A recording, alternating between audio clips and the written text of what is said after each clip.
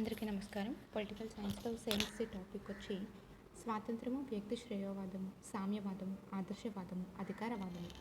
లక్ష్యం: ఈ పాఠ్యభాగాన్ని చదివిన తర్వాత విద్యార్థులు ఈ క్రింది విషయాలు తెలుసుకుంటారు. వ్యక్తి శ్రేయోవాద సిద్ధాంతం, వ్యక్తి శ్రేయోవాద సిద్ధాంతాన్ని బలపరిచే సిద్ధాంతాలు, శ్రేయోవాద సిద్ధాంతము విమర్శ, సామ్యవాదము, సోషలిజం విమర్శ, సామ్యవాదము లక్షణాలు, ఆదర్శవాదము స్వతంత్రము, ఆదర్శవాదం లక్షణాలు, ఆదర్శవాదం విమర్శ, అధికారవాదం, ఫాసిజం, అధికార లక్షణాలు మొదలగునవి. విషసూచిక. పరిచయం: వ్యక్తి శ్రేయోవాద సిద్ధాంతం. స్వాతంత్రం దృష్టి నుండి శ్రేయోవాద ముఖ్య లక్షణాలు. వ్యక్తి శ్రేయోవాదాన్ని బలపరిచే సిద్ధాంతాలు. వ్యక్తి శ్రేయోవాద సిద్ధాంతము విమర్శ. సామ్యవాదము స్వాతంత్రము. సామ్యవాదపు చరిత్ర. సామ్యవాదపు ముఖ్య లక్షణాలు. ఆదర్శవాదము స్వాతంత్రము. ఆదర్శ రాజ్య లక్షణాలు. ఆదర్శవాద సిద్ధాంతముపై విమర్శ. వ్యక్తి స్వాతంత్రానికి ప్రమాదకరంగా మారిన అధికారవాదము ఫాసిజం. అధికారవాదము లేదా ఫాసిజం లక్షణాలు. సారాంశం: నమూనా ప్రశ్నలు, చదవదగిన గ్రంథాలు. పరిచయం: వ్యక్తిగత స్వాతంత్రం మానవుని అస్తిత్వానికి, మనుగడకు ఆధారము. మానవుడు కేవలం ఏదో ఒక విధంగా బ్రతకడమే కాదు, సక్రమంగా జీవించాలని దీని అర్థం. వ్యక్తి తన శక్తి సామర్థ్యాలను పెంచుకోవడానికి, తన జీవన పరిస్థితులను నిర్ణయించుకోవడానికి అతనికి సంపూర్ణ స్వాతంత్రం అవసరం. ఈ విషయంలో ఇతర వ్యక్తుల ప్రవర్తన కానీ, ప్రభుత్వ విధానాలు కానీ ప్రతిబంధకాలు కాకూడదు. గిల్క్రిస్ట్ అభిప్రాయంలో తన ప్రతిభా విశేషాలు ప్రదర్శించుకోవడానికి, తన జీవన పరిస్థితులను నిర్ణయించుకోవడానికి తన సంపూర్ణ స్వాతంత్రం లేని మానవ జీవితం నిరర్థకం. రాజ్యావర్ధనపై జరిగిన చర్యల తరువాత ఏ లక్ష్యాలను సాధించుకోవడానికి మానవుడు రాజకీయ సమాజంలో సభ్యుడిగా కొనసాగుచున్నాడు? ప్రజలకు ఉత్తమ జీవనాన్ని కల్పించడానికి రాజ్యం ఏర్పడిందా? రాజ్య కర్తవ్యాలు వేటికి పరిమితం కావాలి? మొదలైన వాటి గురించి రాజనీతి శాస్త్రంలో చర్చలు ప్రారంభమయ్యాయి. రాజ్య కర్తవ్యాల గురించి అన్ని కాలాలలోనూ ఒకే విధంగా అభిప్రాయం వ్యక్తం కాలేదు. కాలానుగుణంగా రాజ్య విధుల గురించి అనేక సిద్ధాంతాలు ఏర్పడ్డాయి. వీటిలో ముఖ్యమైన వాటి గురించి క్రింద చర్చించబడింది. రాజ్య కర్తవ్యాలకు, వ్యక్తి స్వాతంత్రానికి 3 ముఖ్యమైన సిద్ధాంతాలున్నాయి. అవి వ్యక్తి శ్రేయోవాద సిద్ధాంతం, అధికారవాద సిద్ధాంతం, ఆదర్శవాద సిద్ధాంతం. వ్యక్తి శ్రేయోవాద సిద్ధాంతం. వ్యక్తి శ్రేయోవాదం వ్యక్తికి సంపూర్ణ స్వాతంత్రాన్ని కల్పించడానికి ప్రభుత్వం పరిమితమైన విధులను మాత్రమే నిర్వహించాలని భావిస్తుంది. రాజ్యం వ్యక్తి విషయంలో ఎంత తక్కువగా జోక్యం చేసుకుంటే అంత ఎక్కువగా వ్యక్తికి స్వాతంత్రం లభిస్తుందని వ్యక్తి శ్రేయోవాదులు వాదిస్తారు. ఈ వ్యక్తి శ్రేయోవాదము లేజ్ఫేర్ అనే ఫ్రెంచ్ పదం నుండి ఆవిర్భవించింది. నన్ను నా దారిన వదిలిపెట్టు అని దీని అర్థం. John Locke, Adam Smith, Herbert Spencer, Bentham, J S Mill ఈ సిద్ధాంతంను సమర్థించుకున్న వారిలో ముఖ్యులు. వ్యక్తి తనంతట తాను అభివృద్ధి చెందడానికి వ్యక్తి విషయంలో రాజ్యం జోక్యం చేసుకోకుండా అతనికి దారిని అతనిని వదిలివేయాలి అనేది వ్యక్తి శ్రేయోవాద ప్రధాన లక్ష్యం. వ్యక్తి అభివృద్ధికి కావలసిన స్వాతంత్రాన్ని వ్యక్తికి సమాజం, ప్రభుత్వం, రాజ్యం కల్పించాలని వ్యక్తి శ్రేయోవాదులు వాదిస్తారు. ముళ్ళును తీయడానికి ముళ్ళు అవసరమైనట్లుగా రాజ్యం కూడా వ్యక్తి స్వేచ్ఛావాదుల దృష్టిలో ఒక కంటకం వంటిది. మానవుడు పరిపూర్ణ దశకు చేరినంత వరకు రాజ్యం కొనసాగుతుంది. విదేశీయుల దురాక్రమణ నుంచి రక్షణ, ఒకరికొకరు హాని కలిగించుకోకుండా రక్షణ కల్పించడం, వ్యక్తి నిర్బంధం, దొంగతనం మొదలగు భయాల నుండి రక్షణ కల్పించడం వంటివి రాజ్యం నిర్వహించవలసిన కర్తవ్యాలని వ్యక్తి శ్రేయోవాదుల ఉద్దేశ్యం. స్వాతంత్ర్యం దృష్టి నుండి శ్రేయోవాదుల ముఖ్య లక్షణాలు. పైన చర్చించిన రచయితల భావనను పరిశీలించినట్లయితే వ్యక్తి శ్రేయోవాదం ఈ క్రింది లక్షణాలను కలిగి ఉంటుంది. ప్రభుత్వ కార్యకలాపాలు చాలా బహుపరిమితంగా ఉండాలి. విదేశీ దండయాత్రల నుండి రాజ్యాన్ని, ప్రజలను కాపాడాలి. వ్యక్తుల పరస్పరం హాని చేసుకోకుండా చూడాలి. ఆస్తి హక్కును రక్షించాలి. వ్యక్తి వికాసానికి రాజ్యం ఒక అడ్డంకి కాకూడదు. వ్యక్తి శ్రేయోవాదాన్ని బలపరిచే సిద్ధాంతాలు. వ్యక్తి శ్రేయోవాదాన్ని తమ వాదాన్ని బలపరుచుకోవడానికి ఈ క్రింది వాదాలను పేర్కొంటారు. నైతికవాదము. వ్యక్తి శ్రేయోవాదాన్ని నైతిక దృక్పథంతో బలపరిచిన వారిలో క్లాంట్, జేఎస్ మిల్ ముఖ్యులు. ప్రతి వ్యక్తికి తన ఉన్నత ఆశయాలను సాధించుకోవడానికి తగిన స్వతంత్రం ఇవ్వాలి. సంపూర్ణ స్వాతంత్రం ఉన్నప్పుడే మానవుడు తన స్వశక్తిని, ఆత్మ వికాసాన్ని పెంపొందించుకోగలుగుతాడు. అప్పుడే తన శక్తి సామర్థ్యాలను వినియోగించుకోగలుగుతాడు. ఆర్థికవాదం. ఆడమ్ స్మిత్, డేవిడ్ రికార్డో మొదలైన ఆర్థిక శాస్త్రవేత్తలు వ్యక్తి శ్రేయోవాదాన్ని బలపరిచారు. రాజ్య నియంత్రణ, ఆజమాయిషీ లేనప్పుడు మాత్రమే వ్యక్తులు పూర్తి స్వాతంత్రంతో ఉత్పత్తి ప్రక్రియలో పోటీ పడతారు. ఈ పోటీ వల్ల ఉత్పత్తి పెరుగుతుంది, ధరలు తగ్గుతాయి, అధిక లాభాపేక్షతో సంపద వినియోగించడం జరుగుతుంది, జాతీయవాదం ఇనుమడిస్తుంది. శాస్త్రీయవాదం. హెర్బర్ట్ స్పెన్సర్ అభిప్రాయంలో సాంఘిక జీవనానికి జీవ పరిణామ శాస్త్రాన్ని అన్వయించాలి. బతుకు తెరువు కోసం జరిగే నిరంతర సంఘర్షణలు బలవంతులు గెలుస్తారు, బలహీనులు నశిస్తారు. ఇది ఆటవిక న్యాయం. బలహీనులను వేరు చేయడం పైనే అభివృద్ధి ఆధారపడి ఉంది. అయోగ్యులను వేరుపరచడమే సామాజిక అభివృద్ధి లక్ష్యమై ఉండాలి. రాజ్య నియంత్రణకు లోబడకుండా వ్యక్తులు స్వేచ్ఛాజీవులుగా ఒకరితో మరొకరు పోటీ పడతారు. ఈ పోటీలో బలహీన అయోగ్యులు నశిస్తారు. శక్తివంతులు అర్హులు మిగులుతారు. బలహీనులను రక్షించడం, అయోగ్యులకు సహాయపడటం ప్రకృతి న్యాయానికి విరుద్ధంగా వ్యవహరించడమే. వ్యక్తి శ్రేయవాద సిద్ధాంతం విమర్శ. శతాబ్దాలలో యూరప్లో నిరంకుశ రాజరికాలకు వ్యతిరేకంగా ప్రజలు పోరాడుతున్న కాలంలో వ్యక్తి శ్రేయవాదం బాగా ప్రాచుర్యాన్ని పొందింది. కానీ అటు తర్వాత కాలంలో పారిశ్రామిక విప్లవం, మధ్యతరగతి ప్రజల జనాభా పెరుగుదల, శ్రామిక వర్గాల అవతరణ, పట్టణాల పెరుగుదల వ్యక్తి శ్రేయవాదం ప్రాముఖ్యాన్ని తగ్గించివేశాయి. రాజ్యం జోకం నుంచి ఏర్పడే అనర్థాలను వ్యక్తి శ్రేయవాదులు అతిశయోక్తులతో వివరించారు. రాజ్యం వల్ల జరిగే మంచిని విస్మరించారు. రాజ్య నియంత్రణ అజమాయిషీ లేని పక్షంలో బలహీన వర్గాల అభివృద్ధి సాధ్యం కాదు. వ్యక్తి తన ప్రయోజనాలను తన నిర్ణయించుకోగలడు అనే వాదం సరైనది కాదు. ప్రతి వ్యక్తికి తన స్వప్రయోజనాలను తెలుసుకునే తెలివితేటలు, అవసరాలను తీర్చుకునే సామర్థ్యం ఉండవు. రాజ్యం జోక్యం చేసుకోకపోతే సమాజం కేవలం స్వప్రయోజనపరుల నిలయంగా మారుతుంది. స్వార్థం, ఈర్ష్య, పోటీ విలయతాండవం చేస్తాయి. సామ్యవాదము, సోషలిజం, స్వాతంత్రం. సామ్యవాదం ఆధునిక రూపంలో అవతరించడానికి మూల కారణం పారిశ్రామిక విప్లవం. దీనితో పాటు ఫ్రెంచ్ విప్లవం కూడా సామ్యవాద ఉద్యమానికి తోడ్పడింది. 1815 నుంచి కొత్త ఆర్థిక వాతావరణం ఏర్పడింది. సామ్యవాదం ఉద్భవించడానికి అనుకూల పరిస్థితి వచ్చింది. పారిశ్రామిక విప్లవం వల్ల ఎన్నో ఆర్థిక, సాంఘిక అనర్థాలు వచ్చాయి. ధనికులను, పేదలను తారతమ్యం హెచ్చింది.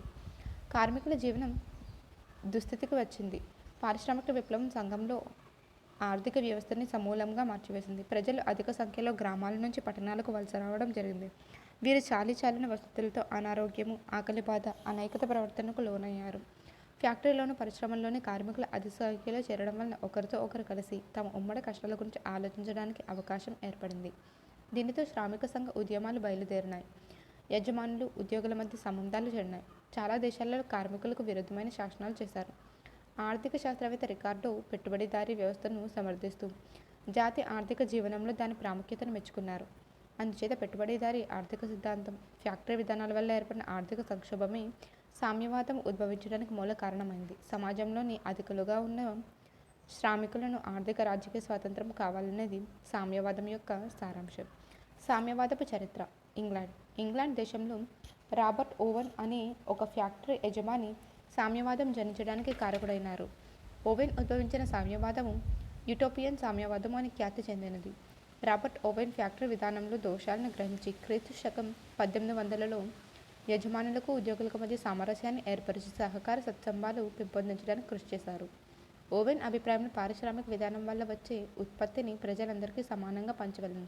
స్వయం పోషకాల సహకార గ్రామాలు నిర్వహించి గ్రామస్తులందరూ ఉమ్మడి జీవితానికి అలవడవలెను. గ్రామ సంపదను గ్రామస్తులందరూ సమంగా పంచుకోవలను. గ్రామంలో అనారోగ్యము, నిరుద్యోగము, క్షుద్బాధ మొదలైనవి ఉండకూడదు. కానీ ఓవెన్ ప్రతిపాదించిన సహకార గ్రామం అనే పథకం ఆచరణ సాధ్యం కానిది. అయినప్పటికీ అతని సుదుద్దేశం మాత్రం శంకించరానిది. ఫ్రాన్స్లో రాబర్ట్ ఓవెన్ ఇంగ్లాండ్ సామ్యవాదాన్ని ప్రవేశపెట్టినప్పుడే ఫ్రాన్స్లో సెయింట్ సైమన్ దుష్టమైన భూస్వామి పద్ధతిని గురించి పారిశ్రామిక వాడలుండవలనని కోరారు. భూస్వామి పద్ధతిని గర్హించి పారిశ్రామిక వాడలుండవలనని కోరినాడు. భూస్వామ్య మతాధికార వర్గాల వారిని నిర్మూలించి కార్మిక నాయకుల్ని ప్రజాప్రతినిధులుగా నియమించాలంటాడు. సైమన్ ధనవదాంధులై విర్రవి భూస్వాముల స్థాని శక్తి సామర్థ్యాలు గల శ్రామికులే పాలకులు అవుతారు. వీరిని పారిశ్రామిక నాయకులు అంటారు. ఈ పారిశ్రామిక నాయకులు ఇతరుల శ్రమను తమ ప్రయోజనాల కోసం కాకుండా మొత్తం సమాజ శ్రేయస్సుకు వినియోగపడే తీరుగా పరిపాలిస్తారు. సెయింట్ సైమన్ తన గ్రంథంలో న్యూ క్రిస్టియానిటీలో బీదల సంక్షేమం పట్ల ఎక్కువ ఆసక్తిని చూపించాడు. సంఘం మొత్తం కూడా బీదల నైతిక, భౌతిక పరిస్థితుల ఉద్ధరణ కోసం గట్టి ప్రయత్నం చేయవలెను.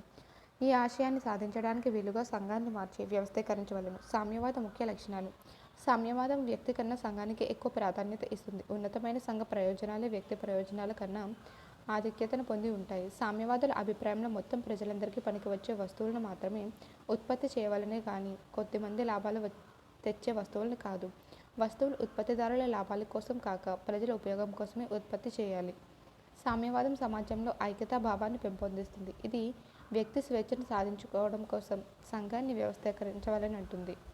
నిర్బంధం, నియమం లేకపోవడం మాత్రమే కాదు. స్వేచ్ఛ అంటే ఒక వ్యక్తి సంపూర్ణమైన స్వతంత్ర జీవనం గడపడానికి కావలసిన అవకాశాలన్నీ ఉండి తాను మంచిదనుకున్న పని చేయడానికి తగిన అవకాశాన్ని కూడా పొందాలి. సామ్యవాదము ముఖ్యాశయం పెట్టుబడిదారీ విధానాన్ని నిర్మూలించడం. పెట్టుబడిదారులు శ్రామిక వారందరికీ స్వాభావిక శత్రువులు. రాజ్యమే ప్రజలందరికీ రక్షణ ఇచ్చి అందరి ప్రయోజనాలను కాపాడేది కనుక రాజ్యమే పెట్టుబడిదారీ విధానపు నియంతృత్వం నుంచి ప్రజలను కాపాడవలసి ఉంది. అందుకోసం రాజ్యమే పెట్టుబడిదారీ విధానాన్ని నామరూపాలు లేకుండా నిర్మూలించాలి. వ్యక్తి స్వాతంత్రం అనేది సమాజంలో ఎక్కువ మందికి శత్రువుగా మారకూడదు. పెట్టుబడిదారీ విధానం దేశ సంపదను అసమానంగాను అన్యాయంగాను పంచుతుంది. ఇది లాభాలను సంపాదించవలనని సూత్రం మీద ఆధారపడి ఉంటుంది. కష్టపడేవారి స్వాతంత్రం కన్నా దోపిడీ చేసేవారి స్వాతంత్రం గొప్పది అనే భావనను సామ్యవాదం తిరస్కరిస్తుంది. ఆర్థిక అసమానతలు గల ఈ సమాజంలో ధనవంతులకు బీదలకు మధ్య ఉన్న పోటీ అన్యాయమే కాకుండా అమానుషంగా కూడా. డాక్టర్ హార్డెన్గెస్ట్ అన్నట్లు స్థానిక జాతీయ అంతర్జాతీయ వ్యవహారాలలో పోటీకి బదులు సహకారాన్ని ఏర్పరిచేది సామ్యవాదం. సామ్యవాదం సమానత్వాన్ని ఆశిస్తుంది. పెట్టుబడిదారీ విధానం వల్ల ఏర్పడిన అసమానతలు సామ్యవాదులు నిరసిస్తారు. ఏ సామ్యవాద సిద్ధాంతమైన సంఘంలో ఎక్కువ సమానత్వాన్ని సమాన స్వతంత్రాన్ని ప్రవేశపెట్టడానికి ప్రయత్నిస్తుంది. సామ్యవాదం భూమి రూపంలో ఉన్న ప్రైవేటు ఆస్తిని నిర్మూలిస్తుంది. భూమి ప్రకృతి ఇచ్చిన కానుక. ఏ వ్యక్తి అయినా దీనిని తన సొంత ప్రయోజనానికి కానీ లాభానికి కానీ వినియోగించకూడదు. సామ్యవాదము ప్రైవేటు యాజమాన్యాన్ని రద్దు చేయడానికి పూనుకుంటుంది. పెట్టుబడిదారీ విధాన నిర్మూలనతో ప్రైవేటు యాజమాన్యం కూడా అంతరించాలి. ఉత్పత్తి సాధనాలన్నీ రాజ్యాధీనంలోనే ఉండాలి. ఈ విధంగా చేయటం వలన ఆర్థిక స్వతంత్రంలో నుండి రాజకీయ స్వతంత్రం జనిస్తుంది. క్లుప్తంగా చెప్పవాలనంటే సామ్యవాదం వ్యక్తి ప్రయోజనాల కన్నా సంఘ ప్రయోజనాలకే ఎక్కువ ప్రాధాన్యత ఇస్తుంది. న్యాయము, సమానత్వము, స్వాతంత్రము సామ్యవాదానికి ప్రధాన ఆశయాలు. సాంఘిక శ్రేయస్సు సాధించడమే దీని ధ్యేయం. ఆదర్శవాదము, స్వతంత్రము. వ్యక్తి స్వాతంత్రాన్ని రాజ్యంతో ముడివేసే సిద్ధాంతంలో ఆదర్శవాదం ఒకటి. ఆదర్శవాద సిద్ధాంతం ప్రాచీన గ్రీకు తత్వవేత్తలైన ప్లేటో, అరిస్టాటిల్ మహాశయుల ఉపదేశాల ఫలితంగా ప్రచారంలోకి వచ్చింది. గ్రీకు సిద్ధాంతంలో రాజ్యం అత్యున్నతమైనది. రాజ్యం వ్యక్తికి ఉత్తమ జీవనం అందించవలనని గ్రీకుల అభిప్రాయం. అందువలననే దీని నైతిక ప్రాముఖ్యత రాజకీయ, ఆర్థిక న్యాయ విషయాల కన్నా ఎక్కువగా ఉంటుంది. ఆధునిక కాలంలో ఈ ఆదర్శవాదాన్ని జర్మన్ ఆదర్శవాదులైన కాంట్, హెగెల్, ఇంగ్లాండ్లోని గ్రీన్, బాసాంకే బాగా ప్రచారంలోకి తెచ్చారు. కాంట్ రాజ్యానికి దైవత్వం ఉందని, అది ఎప్పుడు తప్పు చేయదని భావించాడు. హెగెల్ దృష్టిలో రాజ్యానికి చిదాత్మ వాస్తవ రూపం, పరిపూర్ణమైన హేతుతత్వము, నిరపేక్ష ఉంటాయి. ఆదర్శ రాజ్య లక్షణాలు. రాజ్య స్వభావం. రాజ్యంలో ప్రభుత్వం ఎంతవరకు తన ప్రజల మీద అధికారం ప్రయోగిస్తుందనేది దాని స్వరూపం మీద ఆధారపడి ఉంటుంది. పూర్వకాలంలో ప్రభుత్వాలు ఎంత అధికారం ఉన్నా దానిని పరిమిత రంగాలలోనే ఉపయోగించేవి. ప్లేటో, అరిస్టాటిల్ల అభిప్రాయం ప్రకారం మంచి జీవనం గడపడానికి తగిన శక్తి వ్యక్తికి ఉంటుంది. దానిని సార్థకం చేసుకోవాలంటే అతడు రాజ్యంలో సభ్యుడిగా ఉండి తీరవలనని వీరి అభిప్రాయం. అందుకనే రాజ్యాన్ని ఆదర్శవంతంగా ఊహించినారు. వీరి ఉద్దేశంలో రాజ్యం ఎప్పుడూ తప్పు చేయదు. దీని అధికారం మంచి గాని చెడు గాని వినయ విధేయతలతో శిరస వహించవలను. రాజ్యాధికారాన్ని ఎదిరించే హక్కు ప్రజలకు లేదు. రాజ్యానికి ఒక కోరిక, కొన్ని హక్కులు ఉన్నాయి. దానిని నైతిక సంస్థగా భావించాలి. వ్యక్తిగత నీతి కన్నా, విలువ కన్నా రాజ్యం నీతికి, ధర్మానికి విశిష్టత ఉంది. నాగరికత అలవడడానికి, ప్రగతి సాధించడానికి రాజ్యమే మూలం గాని వ్యక్తి కాదు. అతడు రాజపౌరుడుగానే పురోభివృద్ధి సాధించగలుగుతాడు. రాజ్యం కోసం జీవిస్తాడు. రాజ్యము, సంఘము వేరు కాదు. ప్లేటో, అరిస్టాటిల్ రాజ్యాన్ని, సంఘాన్ని వేరువేరుగా గుర్తించలేరు. వీరి ఉద్దేశ్యంలో సంఘ వ్యక్తులందరి సంక్షేమాన్ని కోరినట్లే రాజ్యం కూడా ప్రజా సంక్షేమాన్ని కోరుతూ నైతిక వ్యవస్థగా పరిగణకు వస్తుంది. అందుకనే వారి దృష్టిలో రాజ్యం అనేది మానవ జీవితాలను ఆలంబనమైన వ్యవస్థ. రాజ్యానికి ప్రత్యేక వ్యక్తిత్వం ఉందని వీరి భావము. అందులో అనేక మంది ఉన్నప్పటికీ వారి వ్యక్తిత్వాలకు భిన్నమైన ఒకానొక వ్యక్తిత్వం రాజ్యానికి ఉందని ప్లేటో, అరిస్టాటిల్ పేర్కొన్నారు. రాజ్యము దేనికదే లక్ష్యము, ఇతరమైనవి సాధించడానికి ఏర్పడిన సాధనం కాదు. మానవుడు సంఘజీవి అని అరిస్టాటిల్ అంటాడు. సంఘములో ఇతరులతో కలిసి జీవించడానికి మనిషి ప్రయత్నిస్తాడు. అంటే ఏకాకిగా జీవితం గడపలేడన్నమాట. సంఘంలోనే అతనికి ఒక నిండుదనం వస్తుంది. తనంతట తాను తీర్చుకోలేని అవసరాలను అతడు సంఘంలో సభ్యుడిగా తీర్చుకోగలుగుతాడు. అంతేకాదు, సంఘంలో ఉండటం వల్ల ఇతరులు తలపెట్టే హానికి గురి కాకుండా తప్పించుకోగలుగుతాడు. అట్లాగే ఔన్నత్యాన్ని నిలుపుకుంటాడు. మంచితనాన్ని వృద్ధి చేసుకుంటాడు. రాజ్యం నైతిక సంస్థ. రాజ్యం మానవుని నైతికాభివృద్ధిని అన్ని విధాలా దోహదకారి అవుతుంది. కాబట్టి అది అనివార్యమైన నైతిక సంస్థగా ఏర్పడింది. ప్లేటో, అరిస్టాటిల్ రాజ్యానికి ఒక విశిష్ట స్థానం కల్పించారు. మానవుని సాంఘిక స్వభావాన్ని గుర్తించి రాజ్య లక్ష్యం సాంఘిక నీతే అని గ్రహించి ఆధునిక ఆదర్శవాదుల రాజ్యానికి ప్రత్యేక స్థానం ఇచ్చారు. రాజ్యం దేహం వంటిది అన్న సిద్ధాంతాన్ని వారు పటిష్టం చేసి దానిని సాంఘిక నీతితో మేళవించారు. వ్యక్తికి నిజమైన స్వతంత్రం రాజ్యంలో సభ్యునిగా ఉన్నందువల్లనే వస్తుంది. దానిలో ఒక భాగంగా ఉండటం వల్లనే నైతిక విలువలు సాధించగలుగుతాడు. తనకు తానే లక్ష్యంగా ఏర్పడిన సంస్థను రాజ్యం వ్యక్తి నైతిక లక్ష్యాన్ని సాధించడానికి ఉపయోగకారిగా ఉంటుంది. వ్యక్తి హక్కులు రాజ్యం నుంచే లభిస్తాయి. కాబట్టి రాజ్యాన్ని ధిక్కరించే హక్కు వ్యక్తికి ఉండదు. రాజ్యము వ్యక్తుల హక్కుల మూలము. హెగెల్ను అనుసరించిన టిహెచ్ గ్రేన్ రాజ్యానికి మహోన్నత నైతిక విలువను చేకూర్చినాడు. రాజ్యము వ్యక్తులకు మూలమని ఇతడు అభిప్రాయపడ్డాడు. జాతి జీవితం వ్యక్తుల జీవితంతో కూడుకున్నది. దానికి మరొక విధంగా ఉనికే లేదు అని ఇతడు పేర్కొన్నారు. ఇతని అనుచరులైన బొసాంకే వ్యక్తి శ్రేయవాద సిద్ధాంతం వైపు మొగ్గుతూనే రాజ్యానికి సర్వశక్తిమత్వము, నిరపేక్ష దైవత్వం ప్రతిపాదించినాడు. ఈ విధంగా ఆదర్శవాదులు రాజ్యానికి, దాని అధికారానికి ఎక్కువ ప్రాధాన్యం ఇచ్చారు. ఆదర్శవాద సిద్ధాంతంపై విమర్శ. ఆదర్శవాదులు రాజ్యాన్ని, సంఘాన్ని ఒకటిగానే చూడటం వారి సిద్ధాంతంలో ముఖ్య లోపమని కొందరు విమర్శించారు. ఈ రెండింటినీ వేరువేరుగా పరిగణించినప్పుడే ఇతర సంఘాలు సాంఘిక, ఆర్థిక, మత సంబంధమైన వాటి ప్రాముఖ్యం గుర్తించడం వీలవుతుంది.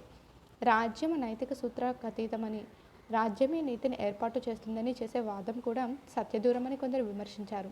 ఈ విధమైన వాదన వల్ల రాజ్యనీతి పేరుతో వ్యక్తుల హక్కులు, స్వాతంత్రం, స్వేచ్ఛ హరించబడతాయి. రాజ్యపు ఉనికి వ్యక్తి ఉనికికి ప్రమాదంగా తయారవుతుంది. రాజ్యానికి ప్రత్యేక వ్యక్తిత్వం ఉందని, అది మనిషి వ్యక్తిత్వం కన్నా ఇది గొప్పదన్న వాదము కొందరు అంగీకరించలేదు. ఈ విధంగా రాజ్యానికి సంపూర్ణ అధికారం ఇచ్చి దైవత్వం ఆపాదించడానికి మూలంగా మానవుడు తన స్వతంత్రాన్ని అంతా రాజ్యానికి వశం చేసి బానిసగా మెలగవలసి వచ్చిందని మరొక విమర్శ ఉంది. రాజ్యాన్ని విమర్శించడానికి వీలుపడిన పరిస్థితి కల్పించడం వల్ల మానవులు తమ స్వతంత్రాన్ని వ్యక్తపరచడానికి, సద్వినియోగం చేసుకోవడానికి వీలుపడదని ఈ సిద్ధాంతాన్ని కొందరు ఖండించినారు. ముఖ్యంగా ఆదర్శవాద సిద్ధాంతం సహజమైన హక్కులను అంగీకరించకపోవడం వల్ల విమర్శకు గురైంది. వ్యక్తి స్వాతంత్రానికి ప్రమాదంగా మారిన అధికారవాదం, ఫాసిజం. మొదటి ప్రపంచ యుద్ధానంతరం ఇటలీలో ముస్సోలిని ఈ ఫాసిజం ప్రచారంలోకి తెచ్చాడు. ఇది సామ్యవాదానికి పూర్తిగా విరుద్ధమైనది. ఇది పూర్తిగా ప్రజాస్వామ్య ఉద్దేశాలను, పద్ధతులను ఖండించింది. ఉదారవాదము, ప్రజాస్వామ్యము ఈ రెండు వ్యక్తుల బాగోగులను చూస్తాయి. సామ్యవాదము వ్యక్తి ఆర్థిక సుస్థితిని చూస్తుంది. కానీ ఫాసిజంలో సంఘమే ముఖ్యము. వ్యక్తుల సంఘ శ్రేయస్సు కోసం తమ శక్తి సామర్థ్యాన్ని సంపూర్ణంగా వినియోగించడం జరుగుతుంది. ఫాసిస్టు సిద్ధాంతం ప్రకారం రాజ్యం అన్ని రంగాలలోనూ జోక్యం చేసుకుని వ్యక్తిని రాజ్యానికి పూర్తిగా బద్ధులను చేసి తన నిరంకుశ అధికారాన్ని విస్తరణ చేయాలి. అధికారవాదము లేదా ఫాసిజం లక్షణాలు. ఫాసిస్ట్ సిద్ధాంతం ప్రకారం పౌర జీవితం రాజ్యంతో ప్రారంభమవుతుంది. కాబట్టి పౌరులందరూ రాజ్యానికి లోబడి ఉండవలసిన వారే, కానీ అన్యథా వ్యవహరించడానికి వీలు లేదు. అంటే ప్రజలందరూ ప్రభుత్వాధికారానికి లోబడి వినయ విధేయతలు చూపవలనే కానీ ఎవరూ ప్రభుత్వాన్ని, దాని అధికారాన్ని ఉల్లంఘించలేరు. అట్లు చేసిన వారు శిక్షార్హులు అవుతారు. పౌరుని బాధ్యతలు హక్కుల కన్నా ప్రధానమైనవి. ఫాసిజం రాజ్య విస్తరణ కోసం యుద్ధానికి ఎక్కువ ప్రాధాన్యతనిస్తుంది. శాంతివాదాన్ని నిరాకరిస్తుంది. ఈ సిద్ధాంతం ప్రకారం ప్రపంచాభివృద్ధి అంతా యుద్ధాల వల్లనే సాధించడం జరుగుతుంది. కనుక యుద్ధం ఒక్కటే మానవుడు శక్తిని పుంజుకునేటట్లు చేసి ధైర్యంతో ఎదుర్కొనటానికి వీలు కలిగిస్తుందంటాడు ముస్సోలిని. ఫాసిజంకు ఒక రాజకీయ సిద్ధాంతం అంటూ లేదు. ఆచరణలో పెట్టగలిగినది సరైనదే. అందుకని ముస్సోలిని అనేక పర్యాయాల సేవా కార్యక్రమం అంతా ఆచరణలో పెట్టడమే కానీ మాటలు కావి అని అంటారు. ఫాసిజం ధ్యేయం ఇటలీని పటిష్టమైన రాజ్యాంగంగా రూపొందించి అంతర్జాతీయంగా ప్రాబల్యాన్ని సంపాదించడమే. ఈ లక్ష్య సాధనకు ప్రభుత్వానికి ఆ పరిమితాధికారాలు ఉండవలను. ప్రభుత్వం ఒక పద్ధతిలో కాక సమయోచితంగా వ్యవహరించవలనని ముస్సోలిని అభిప్రాయం. ఫాసిజం ప్రజలలో జాతీయభావాన్ని పెంపొందించింది. ఇటలీలో శ్రామిక సంఘవాదాన్ని అనర్థదాయకంగా పరిణమించినప్పుడు ముస్సోలిని సామ్యవాదానికి పూర్తి వ్యతిరేకంగా ఒక నూతన రాజకీయ ఉద్యమాన్ని లేవదీసినాడు. దీనికి ఫాసిజం అని పేరు. ఫాసిజం గుంపు లేదా గుత్తి అనే అర్థం గల పదం నుంచి వచ్చింది. వ్యక్తులను ఒక గుంపుగా సంఘటితపరిచి రాజ్యం ఒక దేహంలోని భాగంగా భావించి నియంతృత్వ పాలనతో సంపూర్ణ ఐక్యాన్ని సాధించడం ఫాసిజం ముఖ్య ఉద్దేశం. రాజ్య శ్రేయస్సు కోసం వ్యక్తుల పట్ల హింసాయుతంగా వ్యవహరించినా తప్పు కాదని ఫాసిజం వాదిస్తుంది. దీనికి వ్యక్తుల కన్నా రాజ్యం ప్రధానమైనది. వ్యక్తి బాగోగులు దీనికి అవసరం. ఫాసిస్టులు ప్రజాస్వామ్యాన్ని, సామ్యవాదాన్ని ఖండిస్తారు. సృష్టిలోని సమానత్వం లేదని, వ్యక్తుల సామర్థ్యంలో తారతమ్య భేదాలున్నాయని ఫాసిస్టుల సిద్ధాంతం. మానవులందరూ సమానమన్నది ప్రకృతికి విరుద్ధమని, సమానత్వం సాధించడం అసాధ్యమని వీరి వాదము. వీరికి ప్రజాస్వామ్యం మీద, దాని పద్ధతుల మీద నమ్మకం లేదు. ఎందుకంటే అనేక విషయాలు ప్రజలకు తెలియవు. అటువంటి వారి మీద నమ్మకం పెట్టుకుని ప్రజలందరూ సమానమన్నది సరైనది కాదు. ఫాసిస్టు అభిప్రాయంలో సంఘానికి లేదా జాతికి ఒక ప్రత్యేకత ఉంది. వారికి సంఘమే లేదా జాతే రాజ్యము. రాజ్యము సంపూర్ణాధికారముతో నిరంకుశంగా వ్యవహరిస్తుంది. ప్రపంచంలో అన్ని జాతుల కంటే వారి జాతి ఆదర్శమైనదని, ప్రధానమైనదని ఫాసిస్టుల విశ్వాసం. ఈ విధమైన జాత్యహంకారం ఉండబట్టే అంతర్జాతీయవాదంలో వారికి నమ్మకం లేదు. వారికి దౌర్జన్య పద్ధతులు అవలంబించడమే ముఖ్య కర్తవ్యం. అతి స్వప్రయోజనాలకి ఎక్కువ ప్రాధాన్యతనిస్తారు.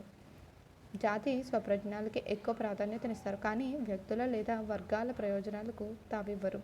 ఒక జాతిని సంరక్షించడానికి యుద్ధం చేసినప్పుడు దాని మూలంగా కొంత నష్టం జరిగినా పర్వాలేదంటారు. అందుకనే ఫాసిస్టులు ప్రజలకు స్వేచ్ఛ, సమానత్వం తదితర హక్కులు ఇవ్వలేదు.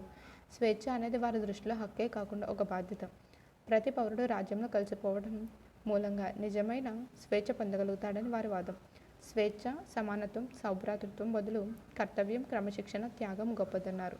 ఫాసిజం ఏకపక్ష ప్రభుత్వాన్ని బలపరుస్తుంది. ఇటలీలో నేషనల్ ఫాసిస్టు పార్టీ, రష్యాలోని కమ్యూనిస్టు పార్టీ మాదిరిగా రూపొందింది.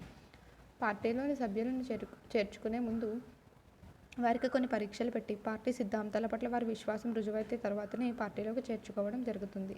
ఈ విధమైన పార్టీ విధానం ఏర్పాటు చేసుకున్న ముస్సోలిని ఇటలీలో నిరంకుశంగా రాజ్యాధికారాలను హస్తగతం చేసుకుని పాలించారు.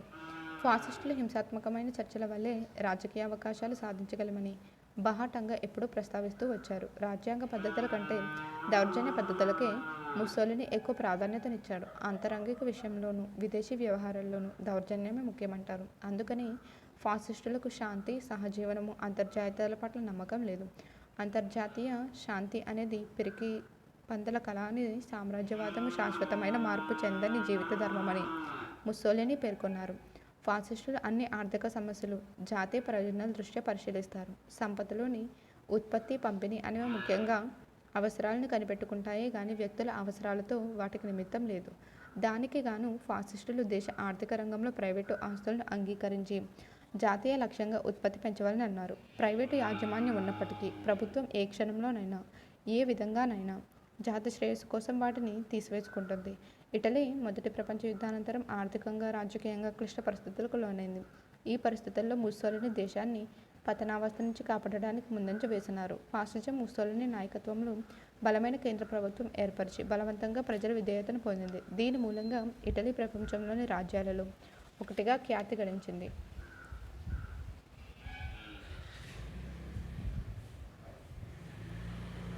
ముస్సోలిని ఇటలీ ఏర్పాటు చేసిన ఫాసిజం ధోరణిలోనే జర్మనీలోని హిట్లర్ జాతీయ సామ్యవాదం స్థాపించినాడు.